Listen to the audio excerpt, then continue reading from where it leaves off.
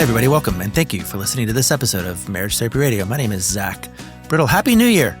It is 2026 finally, and I'm excited for what this year has in store. We have a whole lot of exciting interviews lined up, doing more of these kind of one-off interviews with folks from across the spectrum of relationships. And then I've got a few couples who have agreed to kind of simulate therapy with me in these little 3-episode arcs. So a couple of those are in the works.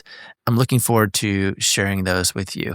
Today, we are talking to Colette and Steve. Colette is a therapist and author whose book is coming out this year. She is sharp as a tack, really has some really good insights into how relationships work. They both were very generous about their story and the way that they navigate conflict. Steve was kind enough to let me ask him a hard question or two, which is always fun when folks let us behind the curtain of what often looks like an idyllic relationships.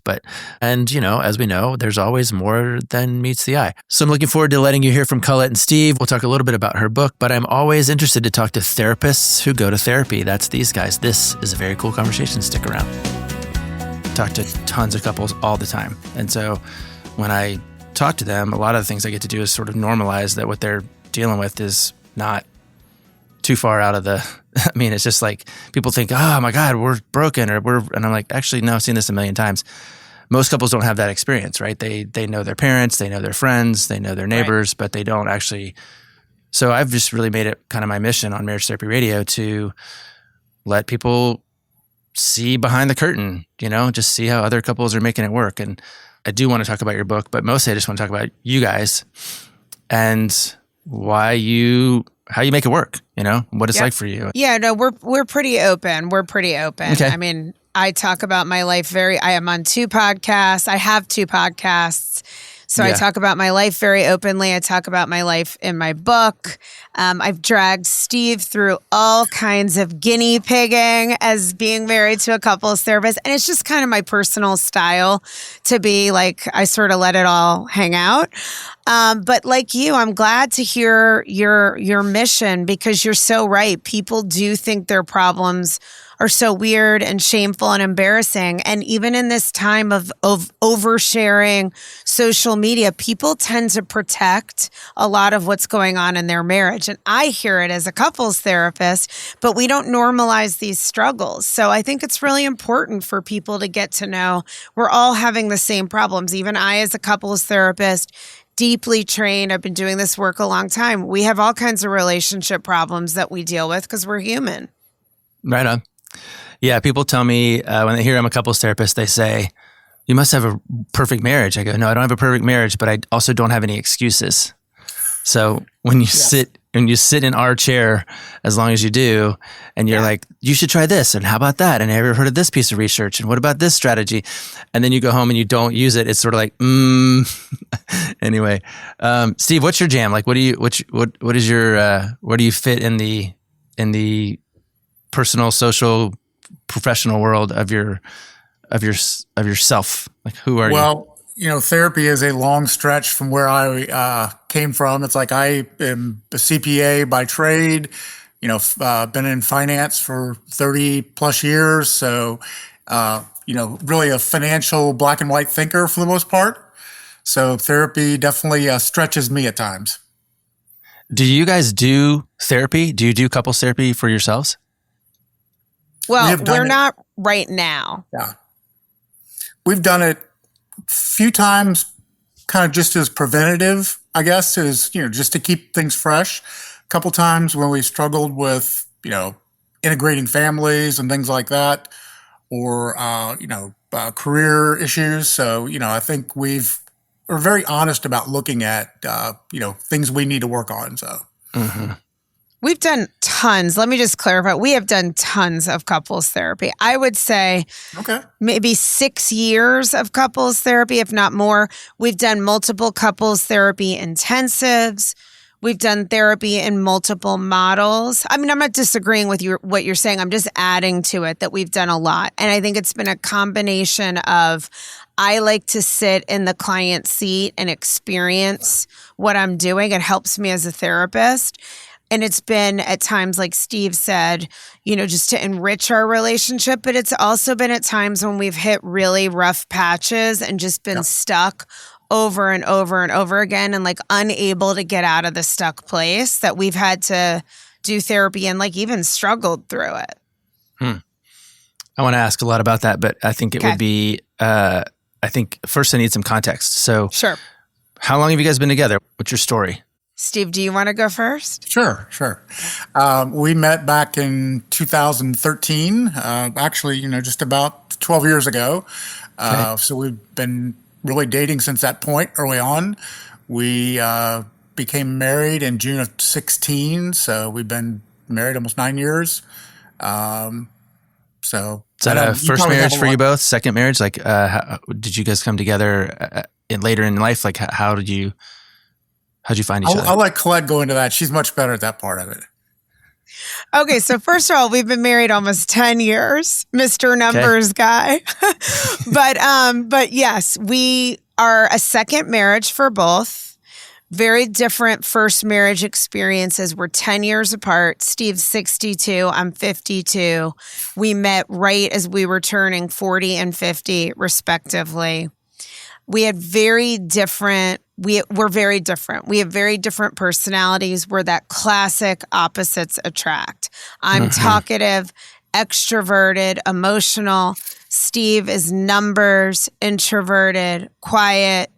He's from Kentucky. I'm from New York. Like, we are just, apples and oranges. And yet we had a really strong initial connection. We met out in a restaurant randomly, and we ended up talking for hours, like staying. We went to IHOP and talked until, like, we left where we were when it closed, and we went to IHOP and we talked for 5 more hours at IHOP.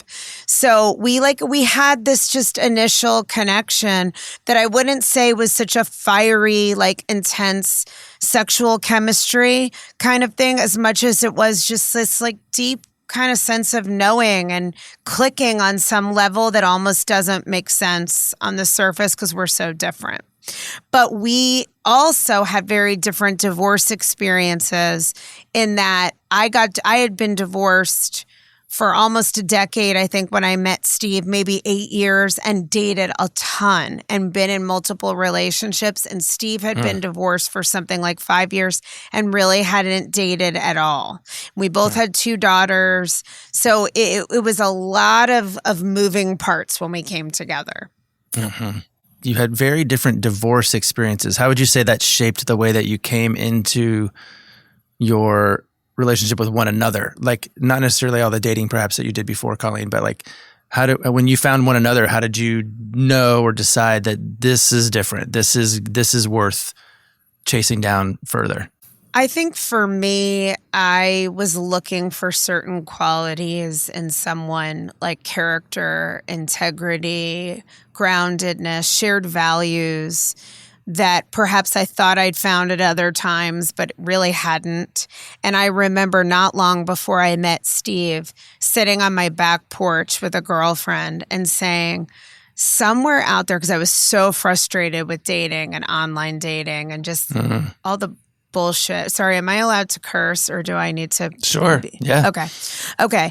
And I'm not going to like intentionally curse. I just don't want to damage your show with my irreverence. No. I like to bring this up from time to time. I'm in recovery, so I sometimes I'll go to this one AA meeting. It's like the only one I go to. It's in South Africa, and they always lead with this in the prologue of the meeting. They always have this one sentence is, remember that the absence of profanity will offend no one.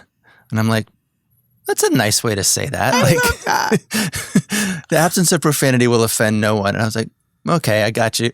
But no, we're fine. Okay. We live in the real world. That's beautiful. So I remember sitting there saying to a friend, somewhere out there, there's a guy who isn't, on all these dating apps. He cares about his kids. He works his job. He goes home and like spends quality time with his kids. And he'd love to meet someone, but he isn't out there like a player or whatever. I'm like, I don't know how to find the guy. And I used to joke like, maybe I need to start a happy hour at Baldwin Fairchild Funeral Home so I could get like a good guy who wanted to be married. And sadly, his wife died because it just got so discouraging. And then I met Steve, and he just was like such a good, solid, decent human. And I was at a point in my life where that was the most attractive thing possible to me. Mm-hmm. What's your onboarding story, Steve? Very different from Colette's. It's like I was just happened to be out that evening because I didn't even go out that much after getting divorced. And I was with a group of guys that were married, and even before I met Colette that evening, everybody was talking about like how much game they have. And it's like, these are married guys. I said, I'm not married and I have no game and I never have. So I was kind of very honest about that as well. So, to me, it was just different for even being out. And, when I met Colette and we started talking, it's like, I realized we were very, very different from age, from upbringing, all that.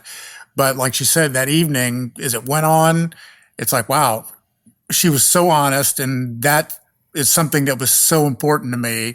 And, even I think both of us were a little bit honest, maybe too honest right out of the gate, where she thought I needed therapy. And that's why I was talking to her.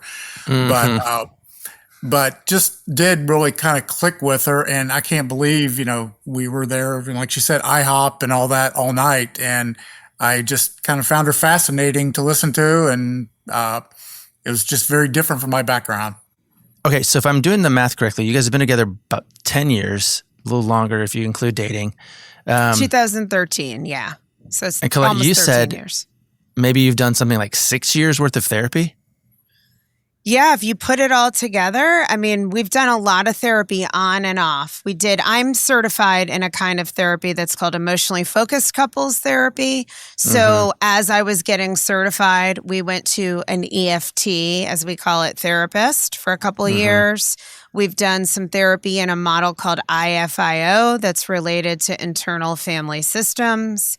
We've done some therapy with Heidi Schleifer, who's kind of an imago-based therapist who's really big in Florida and nationally, I think.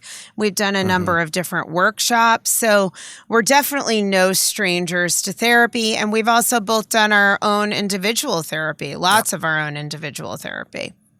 Well, I don't quite want to have like an advertisement for couples therapy, but this thing is called Marriage Therapy Radio. And I'm interested to know, like, if you look back on any or all of those experiences, like, what do you attribute, or what do you take away, or how do you make sense of, I guess it's coming a little bit from this question of, I used to tell people, or rather I used to have this bias in my life that people who went to therapy were crazy. Like, oh man, you're going to therapy. What's wrong with you? And now I feel like you're not going to therapy. What's wrong with you?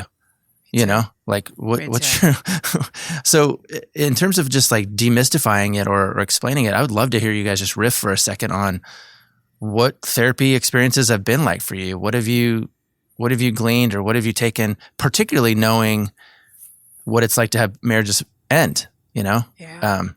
So I don't know if that's too broad of a canvas, but I'd love to hear what your experiences have been like, particularly if you have different ones to compare and contrast. And particularly, Steve, from a guy who that's not really your bag, 2 + 2 = 4. So. Yeah. No, I'll tell you a little bit about mine. I went with my first wife several times. We didn't really keep it up, but I think both of us, at least I was looking for a referee. It's like I wanted somebody there to tell me he's right. And that's what I unfortunately thought therapy was. It's like, I'm trying to basically say, yeah, I need somebody to justify my actions and the way I feel and all that. And wow, I look back now, it's like, I can't believe I went into it like that, but that's how I did it. And, I think we tried a few different times and neither of us were that focused on really continuing it. But it was, I don't think there was any of the therapist issues. I think it was really both of us didn't really know what to do and really didn't do a lot of homework after we left the office. ultimately our marriage ended, and I went to individual therapy after, getting divorced, and did that for a number of years, trying to figure out what I was and what was going on. Yeah. That's a common theme, I think, for a lot of people, is this idea of like, we had homework, but we didn't do it. And I always tell people, I don't really think couples therapy works. I think people work, couples work, or they don't work. I think you can probably get as much benefit from listening to a podcast every week as long as you then go talk about it and compare notes and say, hey, why don't we try that thing that we learned from that couple that we just heard, or, so it makes sense then that you would have experience that with therapy and also no follow-up or no follow-through, that it wouldn't necessarily be effective. But that's not necessarily how you guys have used it in your current marriage. Yeah. And Steve, before I give my insight, I'm kind of curious what you, as a non-therapist and somebody who didn't maybe have the best experience on the first round in couples therapy, like, what do you feel like you've gotten out of our stints, if anything? Well, I think the biggest thing I find out is, and this has been my kind of pattern for probably most of my life, I don't say a whole lot, and, things keep building up, and I'll have like this storage in my brain, and it's like, okay, put all these things together, and all of a sudden I'll connect these 8 things together, and here's the real facts of what's going on in my life. And then it blasts out in probably not a very good manner, and piling a lot of different things on and storing them up. It just doesn't work. And I've been guilty of that a lot of my marriage. Colette, have you, as you hear him say that, do you go, yep, I agree. That is something that I've seen that you do and that you have been able to work on? Yeah. In my book, The Cost of Quiet, I call it victim volcano syndrome, that things is so common, right? Things build and build and build when we don't address them, or we don't know how to address them well. We avoid, and then they come out kind of sideways. It's a big mess. It's like kitchen sinking. Suddenly there's 10,000 grievances. They're set in anger. And on the other side of it, you just feel like, whoa, I didn't even know anything was wrong. And now you're kind of firing bullets at me. So I think it's super common. I definitely think that can be one of Steve's default ways of like coping, and that he's worked really hard at trying to be more communicative about the small things. I think that's something that is more communicating has been more natural for me, just even as a person. I was kind of like the little therapist in my family, even as a kid. So, things that I'm now dedicated to in work, I think are a struggle for a lot of people. What I had to identify in myself, because there's always it takes 2 to tango, it's really not ever one person's fault. That's not to say that sometimes one person isn't contributing more to what the issue is, but I had to also in therapy, of course, be willing to look at myself. And it's so easy to sit there and go, well, you fix you and then we'll be good. And we all have to look at ourselves. We're all human. We have default ways of coping with distress. We all tend, in my opinion, to be conflict avoidant. And I even define that as when you're arguing, bickering, criticizing, because you're not really expressing your true feelings and needs vulnerably. So what I realized is that I get very frustrated when I'm misunderstood, especially if I think I'm communicating really clearly, if it doesn't land. And then I'm very expressive. So my face will telegraph everything I think, sometimes more than I realize. It's like really a billboard. So I can be guilty of like rolling my eyes, which is contemptuous, even though I don't mean it that way or even realize I'm rolling my eyes half the time. And of course, that sends a bad signal. And then I also learned that I tend to explain and over-explain and over-explain and over-explain. And if you didn't get it, let me explain it one more time. And maybe I can just explain it this way, and then you'll get it. Right? So like I will over communicate and like bang my head against the wall trying to be understood. And while I think we all want to be heard and understood, it becomes a reactive dance when it's coming from that place of desperation to be understood. So some of my own work that I've taken from therapy is being able to tolerate that, I'm a mature adult, I can take care of me. And if I'm not understood, that maybe it's frustrating, but that I can tolerate that and that I have to be able to tolerate that because this is real life, right? Where our partner isn't always receptive and waiting with open arms or agreeing with us. So I think for me, therapy has been so valuable as a woman, as a partner, and as a therapist, looking at and working on my own stuff. Yeah, I think that's the secret. As I get more and more into this work, and as I get older, I've been at this long enough to have like real history as a therapist, and I can look back and go, oh, I was a bad therapist when I was new and young, and now I'm like, oh, I actually learned some things. But the thing I think I've learned more than anything is that it requires that each person do their work. Like you got to know your stuff. Yep. And I end up saying early on, it doesn't frustrate couples, but I end up saying to couples early on, hey man, like if this whole relationship gets better because you change one thing about you, if the whole thing changes because you change one thing about you, what is that? And it sounds like each of you has kind of gotten a little bit of an idea about that. And I guess, Steve, I missed the opportunity to say, is Colette's self-assessment correct? Do you jive with what you've heard? She's incredibly expressive with her voice and her face.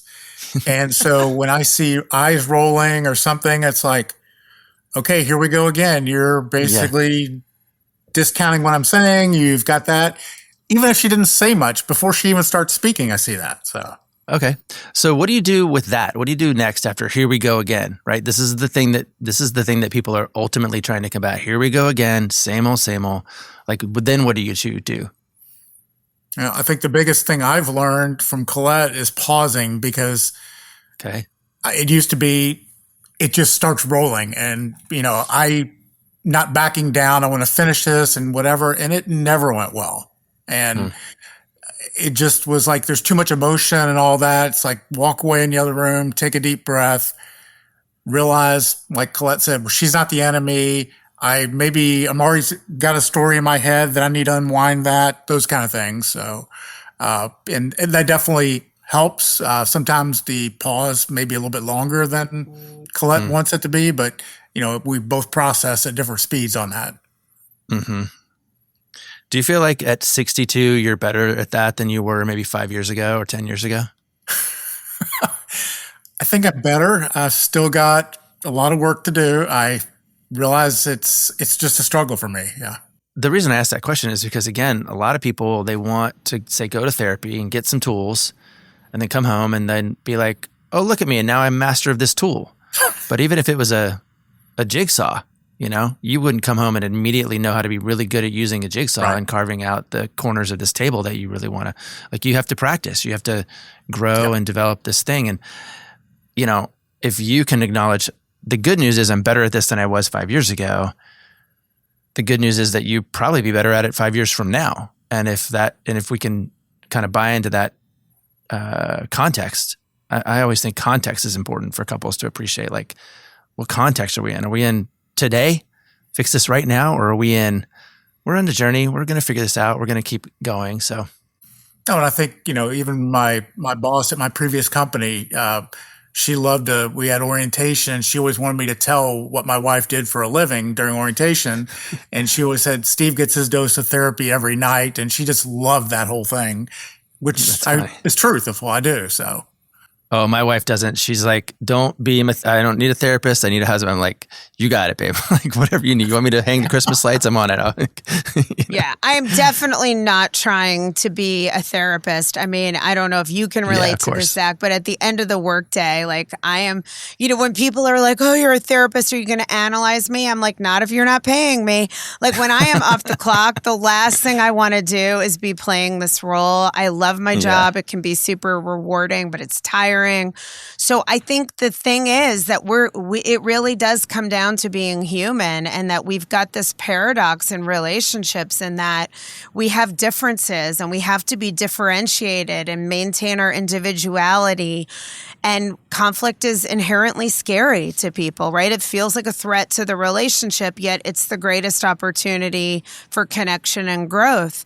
So I think when you see a signal from your partner that feels like a record scratch, much, of course, you're going to want to explain yourself or get reactive. It's human nature. And why, like you said, we have to be working on this always. These aren't intellectual skills we master. It's an emotional muscle at trying to evolve enough that when we're pissed off or we're hurt or we're disappointed, that we can hold on to ourselves and take a pause if we have to and get regulated so that we can say, I'm really angry and here's why. And I want to tell you more about my inner world.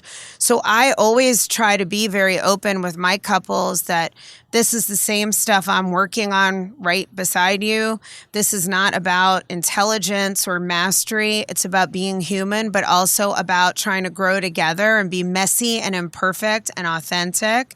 And that when we can do that, but without causing damage, like without coming from that protective place where we treat each other like an enemy in a difficult moment, you have an opportunity for the greatest resource life offers, which is a deeply connected, emotionally mature, truly intimate partnership that is, we know from the research, the number one predictor of a long, happy life.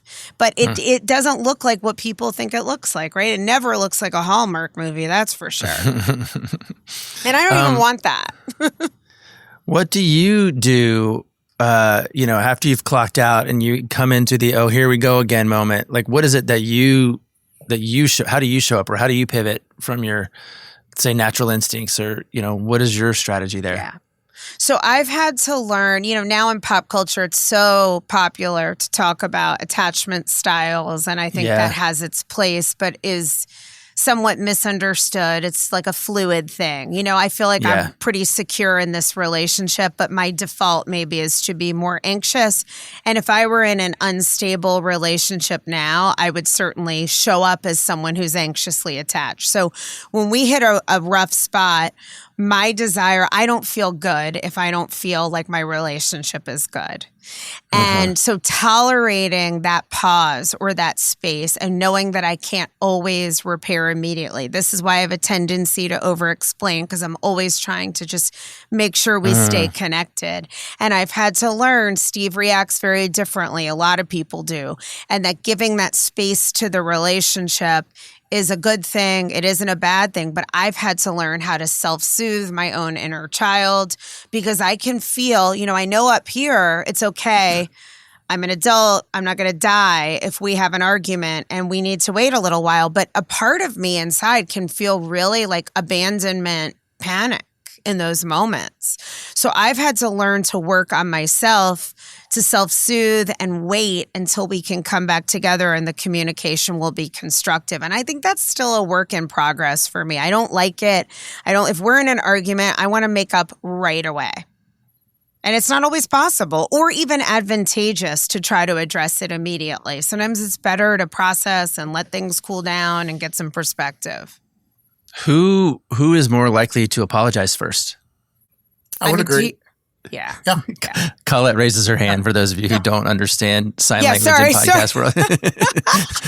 I am just a big believer in apologizing. I don't have a lot of ego in things. I don't tend to let pride get in the way. I'm always willing, and not just with Steve, in general in life, to say, I don't need to assert my intentions. I'm always happy to say, you know what, I could have done this better. I'm so sorry I hurt your feelings. I'm sorry I rolled my eyes. I don't see that as losing or giving away power. I see that as being just like a good human. So I feel like in general in life, I'm quick to apologize. But not that over-apologizing, people-pleasy thing. That's not what I'm talking about. I just try to always own my contribution to what went wrong. Mm-hmm. And Steve, what do you know about your relationship to apology or to repair? Not that there's anything, I'm not being critical at all that you don't go first, but what is your own philosophy around that? I think I feel bad, apologetic, whatever I want to do. I just don't initiate the communication. I think a lot of times it's basically more like I'm ashamed of what I said or did or something like that. So I have to let that soak in. So I'm almost embarrassed to go back and start apologizing. It's not that I don't really feel apologetic, but that's kind of been my path with that. Yeah. And how do you guys navigate that together? Do you come back to repair relatively quickly? Do you have enough equity in the bank? Actually, I'm I guess I'm tipping my hand a little bit there, but like, how do you come back into one another once you've kind of gone through the, oh, here we go again cycle? Steve, do you want to go first? Yeah. Is it the Colette apologizes and you guys go, okay, great, we're good? Or do you have some other way of making that official? No, I mean, I think Colette usually opens it up, and, even if it's a short apology where we don't have a whole evening to do it, it's, late before we go to bed. She's like, well, let's get together tomorrow and readdress this issue or talk about it.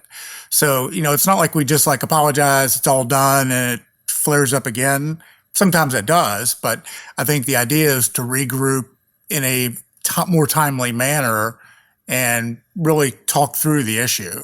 And that happens sometimes and it doesn't happen others when we get busy. So it's a little bit of a sticking point for me because I feel like and this is not uncommon. I don't even think it's being a therapist. I think it's like something a lot of women would say, that we tend to sometimes carry more emotional labor. I'm not saying for everybody, but like in general terms, I certainly feel that way in our relationship.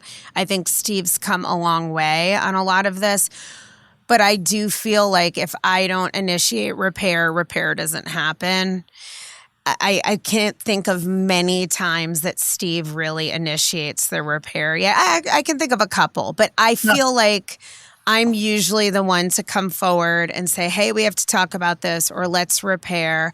And I think part of it is because, in the type of couples therapy I do, we talk about pursuers and withdrawers. Like, I'm always pursuing connection and maintaining connection, and I don't feel good till it's reestablished. Steve tends to feel better taking some space, processing internally. So I think there's some natural wiring and proclivity that makes me want to initiate repair. But we've been talking about it for years, and it's something I've kind of begged for, especially if you're the one who like gets reactive or transgresses. Or let's say, for example, we come home, we've had a bad day, I say something, it goes sideways, and Steve is like short with me. And that doesn't feel good, but we all do it. Those are the kind of cases where I would love for him to say, and sometimes you do, hey, I'm so sorry I was short with you.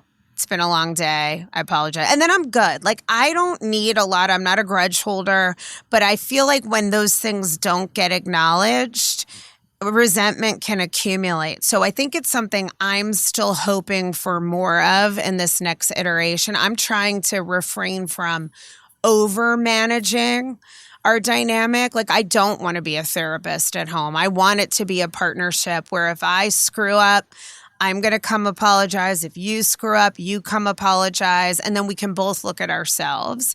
But I still feel like I do most of the repair work and most of the emotional labor. Yep. I agree. Yeah. So if you're in my office as my clients, which you're not, so I'm sensitive to that, but I would turn to you, Steve, and I go, so you agree, so what? So you gonna just agree and be like, yep, that's the way it is? Or is there a thing that does to you, or that invites in you, or that prompts for you? No, it does prompt, and I've said this to Colette before, it prompts that I need to work on that. I need to take some chances and be the first one and do that. And I'll say at times, it's just hard for me. And she goes, oh my God, people can change. I see couples all the time do that. And I'm slower to change on those kind of things. Yeah. And it's it's a struggle for me. And, I feel like there's a lot of other areas I'm pretty good at naturally. And maybe I don't have to work as hard, but this one, I have to work hard for this. Yeah. I'm sure. And again, if you were sitting here, and I would say this to my kids, I would say this to anybody, like, people go, it's hard for me. I go, and we can do hard things, right? Like, we know how to, we have to, everything that you know how to do right now, at one point you did not know how to do. That includes walking and talking and accounting, and you learned how to do that stuff. And what I say about apology in general, and this was a revelation for me as a person who was kind of more like you, Steve, than I am like Colette, is 100% of the time there's something you can apologize for. Like, you don't have to apologize for being wrong. You don't have to apologize for being sorry. Like, think about things that are sorry, flowers that you haven't watered in a month or something like that. But you can apologize for like, yep, I didn't do that right. Or yep, I lost my temper. Or yep, I set myself up for failure. I mean, 100% of the time there's something. And you happen to be married to somebody who's like, if I get something, I'm good, So Yeah. I don't know. That's the seed I would plant for you. If you could just think like, what is the one thing, not the whole thing, not all the thing, because I don't really believe in 50-50. I don't actually believe in it at all. I think it's more like, I saw a clever piece of advice that I really like. It's that really great marriages are not 50-50. They're 60-40, where each person is trying to be the 60.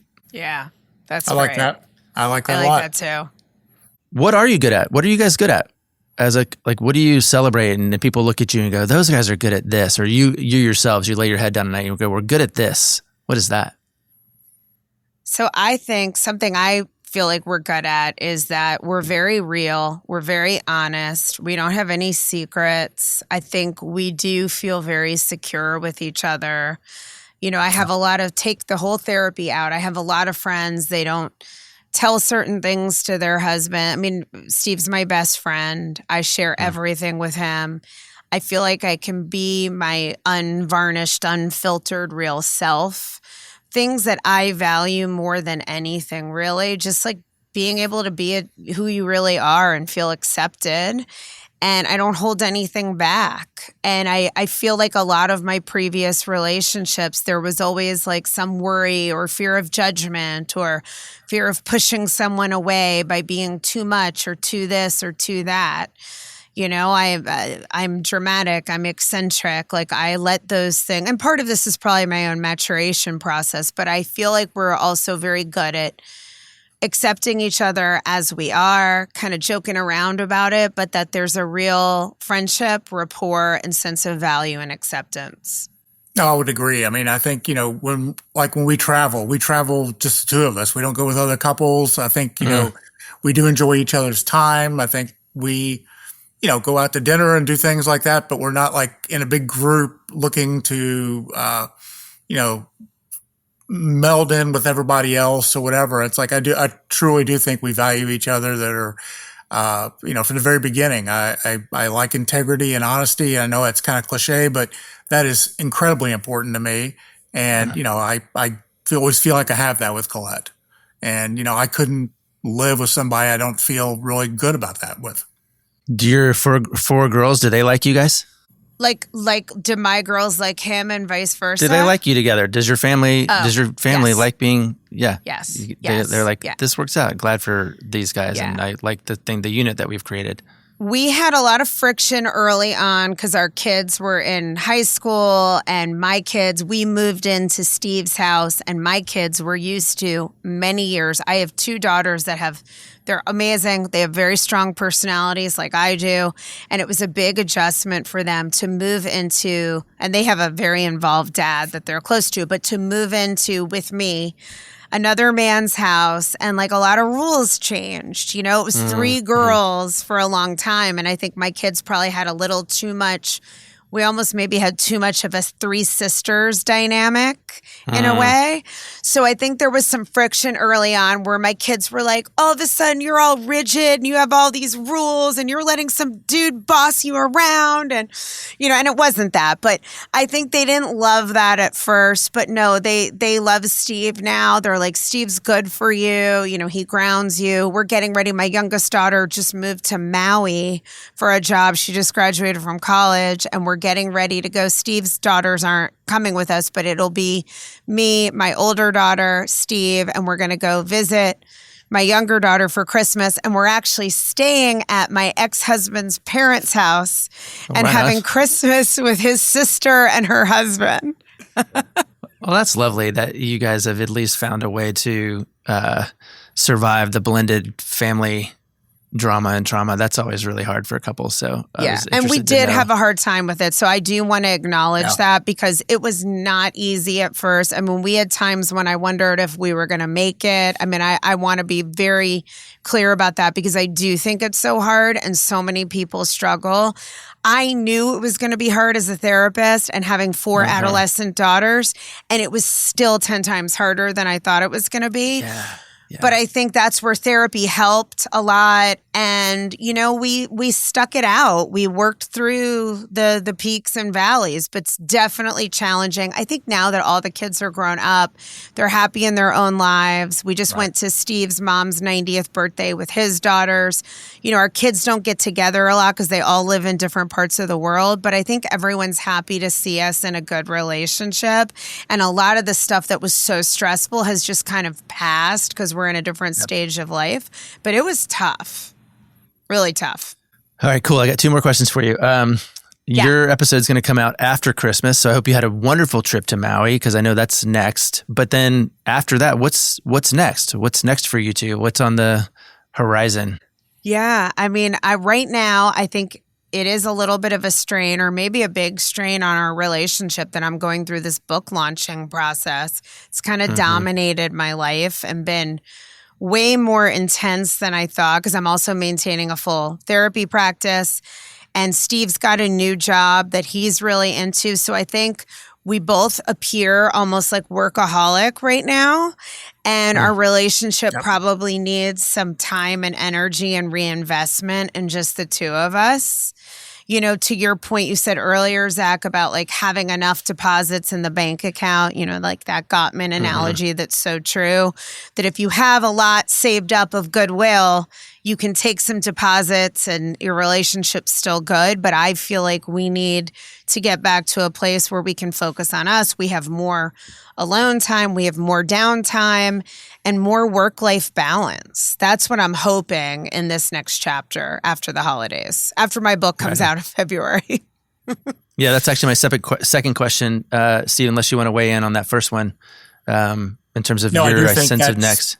Colette's got a very good point there. I think, really COVID was kind of great for us. We spent time together. It was a good time to just kind of regroup and put priorities together.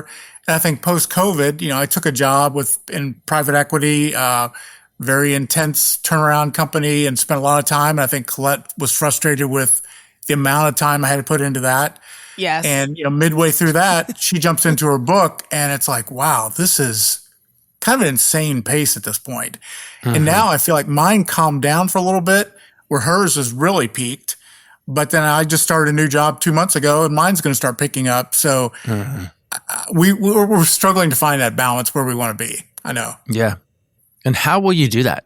I think going back to some basics, like we're saying, we don't have the most exciting life and we're both kind of content that way. No, really, like we enjoy each other's company. And I think Steve's so right. During COVID, we just kind of hung out together a lot and we're happy that way, going for long walks, cooking a meal, watching a movie, talking, hanging out at home on the back porch. So I think just having a little more space, and it's so hard because when other things are demanding on you, it feels like the relationship is often the one thing you can borrow from. But we all know that that's not a great proposition long term. So to me, it's just a matter of saying again, you know what, no matter what other demands are there, we have to carve out time for us and make that a priority. Yeah. I don't think it's that complex. We're just not doing it. And right now, we get home from these 12, 13-hour days. I am so exhausted. I'm going from therapy session to podcast to interview. I've got articles to write. I mean, you know the drill. It's constant go. I'm working on the weekends and I keep telling myself this is a short window of time. I'm in a season of like grind. I've worked really hard on this book. And like we're talking about today, the whole point of my book, The Cost of Quiet, is to help people learn a process of communicating in a healthy way about their feelings and needs. So it isn't just about, my book. Like I really want to help people. But then I want to get back to a normal life also and be able to have time together. Like this has become way bigger and more consuming than I thought it was going to be. Right on. Well, that is my second question. Tell us, the book is called The Cost of Quiet, comes out in February. Is there anything else we need to know or pay attention to? Yes. So it is really about understanding that we get into these avoidant behaviors that are designed to protect our relationships. We have good intentions, but it's so funny. I started writing the book 3 years ago, and now all of a sudden I'm seeing it in the press. I write a lot about quiet quitting your relationship. And that often long before people end up in my office, they started foreclosing on the relationship, often without realizing it, by sweeping small frustrations under the rug, not prioritizing each other, like I'm admitting we're doing right now, right? All these little things that are the slow, insidious form of avoidance. So in the book, I teach a form of communication called self-connected communication, where you really go inside, figure out what you feel, figure out what you need, and take the risk to be vulnerable, to be assertive, and that your relationship isn't guaranteed to work out, but this gives you the best chance possible of being heard and connected. And my hope is that this really, first and foremost, when I say cost, the greatest cost of not doing this is that you abandon yourself, and it's not healthy for you as an individual. So I hope people will check it out and that they'll find it really, really helpful for how they show up in their own lives and relationships. Friends, if that's appealing to you, best way to support our author is to pre-order the book. Make sure that the first day is a big day. So this episode will come out in January. Your book comes out in February. So are we ready to pre-order already? Oh my gosh, yes. Please pre-order. I have the pre-ordering link, I've been joking, tattooed all over my body because it's so important. This is what my life is devoted to. You can get it anywhere you get books, Amazon, Barnes & Noble, etc. But at my website, ColetteJaneFehr.com, I give a lot of special bonuses, a toolkit that makes all of this work easy, a free digital course that I normally charge for if you pre-order the book. So please check that out. And that would be so, so, so helpful. Well, I hope that we can do that for you. Steve, do you have any parting words for us? No, I appreciate this. It's like I'm not a podcasting media star, so this is very different for me. But no, it's kind of fun to kind of regroup and talk about some of this stuff anyway. Well, I'm grateful for your transparency and for your just different perspectives on kind of how you're making it work and how even the parts that are hard. So I do wish you the best on your book. We'll make sure that we publish links in our show notes. And I'll just thank you again for your time this morning. And we'll say let's keep our fingers crossed for a successful launch. Yes. Thank you. And thanks so much, Zach. It was really fun and nice to not be in the therapist role and just to talk about us as a couple. So I appreciate it a lot. Yes. Thanks, Zach. Okay, again, Happy New Year. Thank you, Colette and Steve Fehr, for coming on and talking to me about your relationship. Again, we are looking forward to rolling out a bunch of new interviews for you later this year. We're trying some new things creatively behind the scenes that I'm excited to share. I'll be rolling out some specific news about my book deal that is happening. For now, I'm grateful to you for listening, for writing a review on Apple Podcasts or Spotify, for supporting our sponsors, for subscribing to my personal blog, which is called StuffIWrite.com, and for the time and attention you put into making your relationship better today than it was yesterday.